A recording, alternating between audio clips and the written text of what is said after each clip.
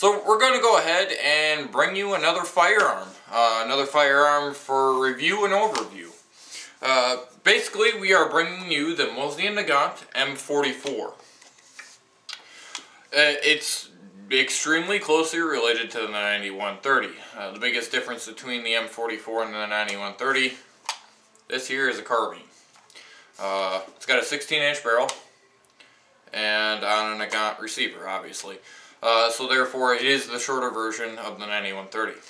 Now, I'm not a history buff by any means, so bear with me. The 9130, the original designation is the M1891 by 30.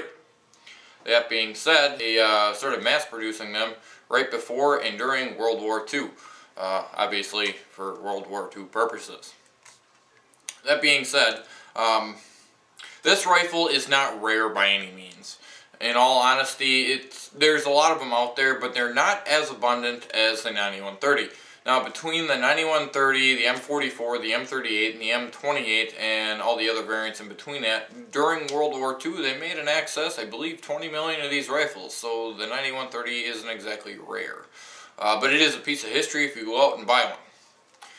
That being said, this isn't about the 9130, this is about the M44.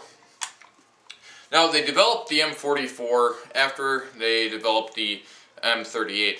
The M38 and the M44 were specifically designed for tanks.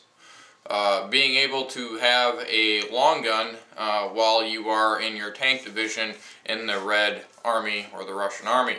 Because the 9130s, from barrel to butt part of the stock was 53 inches. Kind of a long gun to be putting in the T-series tanks that the Russians were mobilized with. That being said, the nuts and bolts of the M44.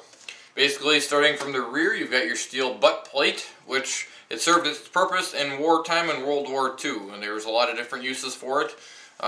Everything from a skull crusher to protecting the wood. Nowadays, target shooting. This thing is chambered in 7.62 54R. Now, this rifle weighs maybe 6 to 8 pounds, maybe, if not less. This thing is a beast when it comes to recoil.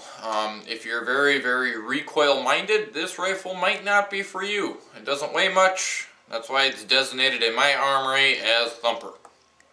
Because it's a hell of a lot of recoil going into your shoulder on these. And I'm no slouch when it comes to recoil, but this thing will decimate your shoulder pretty good. Anyways, it's got your standard straight bolt handle.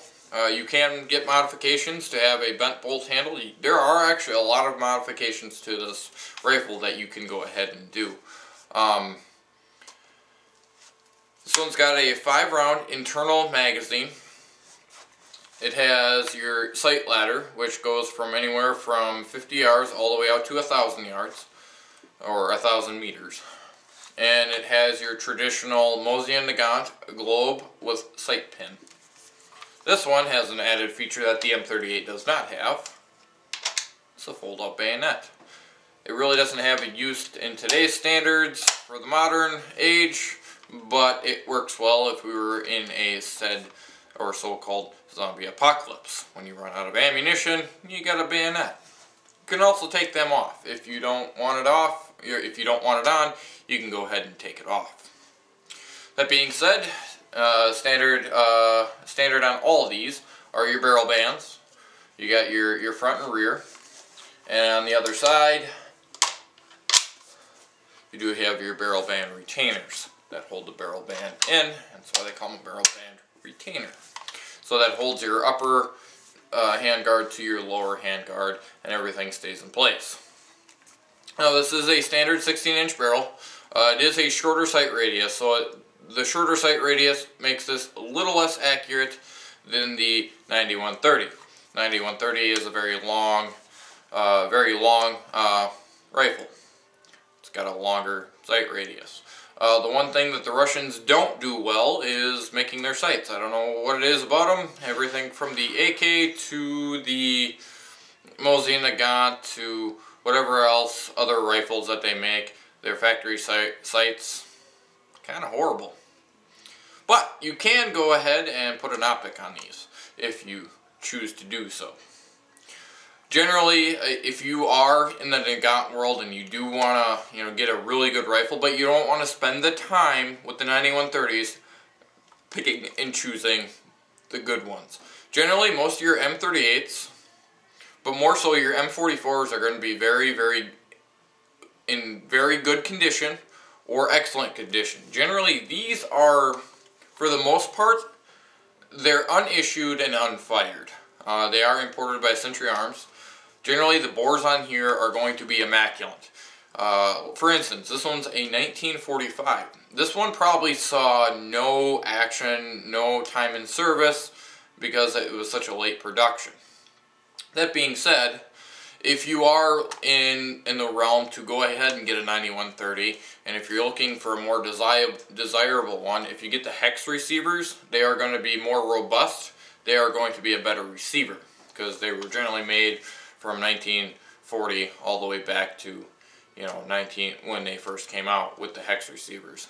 They started going to the round receivers, cutting time and fit and finishing. They needed to get these rifles out and in the hands of the Red Army soldiers. That being said, the trigger pull on most Nagants, it really depends on the rifle. They make some adaptations that you can go ahead and put on the trigger to lessen the trigger travel. They do have kind of a creepy trigger, but they're not a bad trigger by any means for a milsurp rifle. And the other thing too is when you've got these later productions of the Mosin Nagants, whether it be the 9130s or the M44s, generally the earlier productions had a brass fascia on the actual sling point, but these did not. Hence, that's probably one of many reasons that'll tip you off that this is a later production. Because again, they just want to crank these out and get them out to their soldiers. That being said, again, the 9130 is going to be far superior when it comes to accuracy, and that's all due to the fact that it's got a 28-inch barrel, a longer sight radius.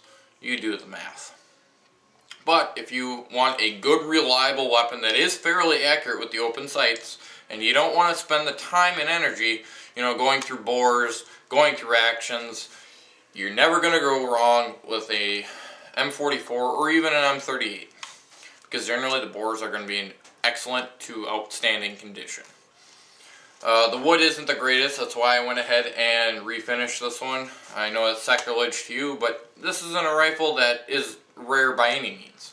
The M44 is going to be harder to come across than a 9130. Again, this one is chambered in the 7.62 54R cartridge. So that's pretty much the Mosin Nagant M44 in a nutshell. Now, if you have any questions, concerns, or comments about this video, you know what to do, leave them at the bottom. That being said, if you have any questions or concerns about my channel in general, go on my channel, leave them there too, that'll work. Either way, I'll get them.